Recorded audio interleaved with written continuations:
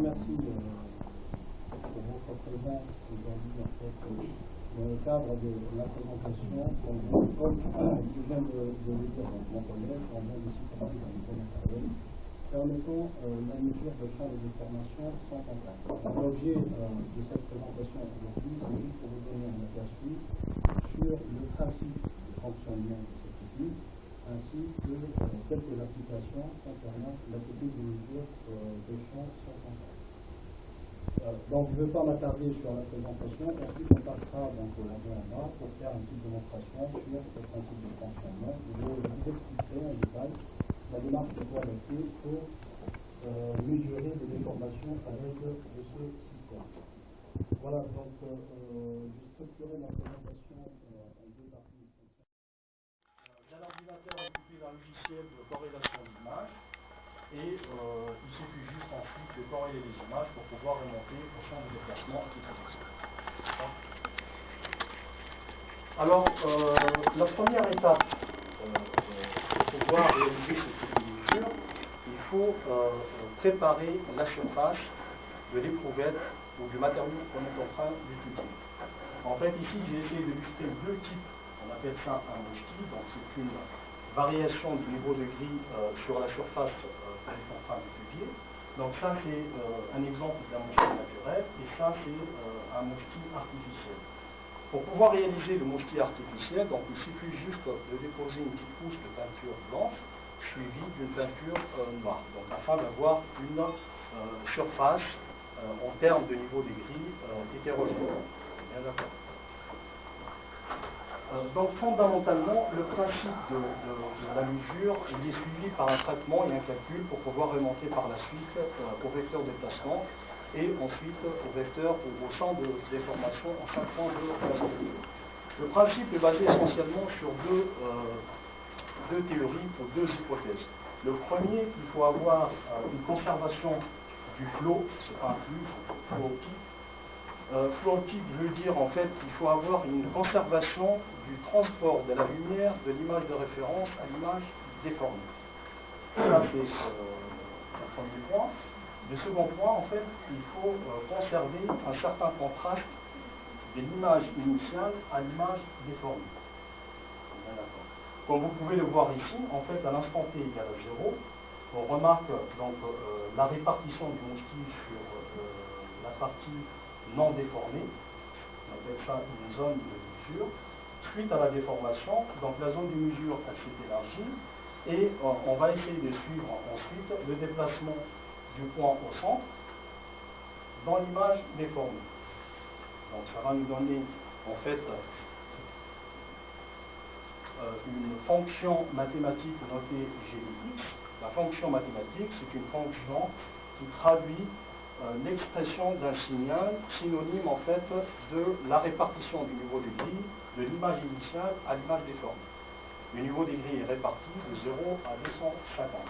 Donc l'état initial est décrit par une fonction f de x, l'état déformé est décrit par la fonction g de x.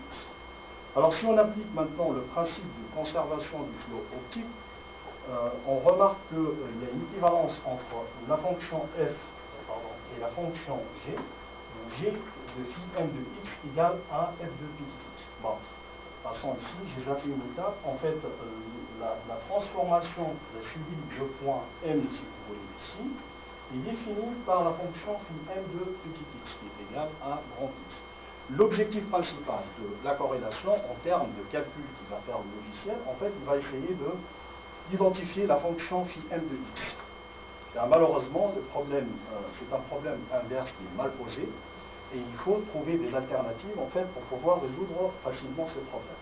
C'est-à-dire, les gens, ils ont pensé à des méthodes approximatives, permettant, en fait, de trouver l'expression de phi de x, sachant que ce qu'on cherche à identifier finalement, c'est l'expression du psi qui représente les déplacements élémentaires en chaque point de la structure. Bien. Donc ça, c'est juste un aperçu sur l'aspect théorique de la corrélation d'image. Donc ensuite, en fait, si on utilise une transformation de type affine ou linéaire, donc dans le cas où on utilise une transformation linéaire, nous avons 8 inconnu à identifier des coefficients de A1 à A2. Alors on utilise ainsi un coefficient de corrélation, C de phi, et AI c'est égal à R' de C de phi. Le coefficient utilisé par le logiciel qu'on va utiliser au FCM est défini par la somme des différences au carré, qui définit la différence de f moins g de phi au carré. Bien d'accord. Et on remonte ainsi donc, aux valeurs de AI pour pouvoir par la suite remonter à l'expression de la fonction psi de x. Donc je passe maintenant à quelques applications de la corrélation d'image. Donc la corrélation d'image est une technique qui permet soit de caractériser le comportement mécanique d'une structure donnée sous l'application de différents types de sollicitations, par exemple l'attraction uniaxiale, la compression, la flexion de 3 points, ainsi de suite, soit pour mettre en évidence des phénomènes tels que la fissuration ou la rupture d'une structure lors de sollicitation mécanique ou thermique donnée, à titre d'exemple, soit pour l'identification de lois de comportement via des méthodes inverses ou autres. Donc ici, j'ai illustré en fait un essai qui a été réalisé récemment, des résultats des mesures du champ de déplacement sur une éprouvette en traction uniaxiale. Donc sur cette image, nous avons le mort inférieur de la machine qui est fixe ici, et le mort supérieur qui se déplace avec une certaine vitesse de sollicitation de l'autre côté. Alors ce qu'on peut remarquer ici, que nous avons une répartition non homogène du champ de déplacement au sein de la structure.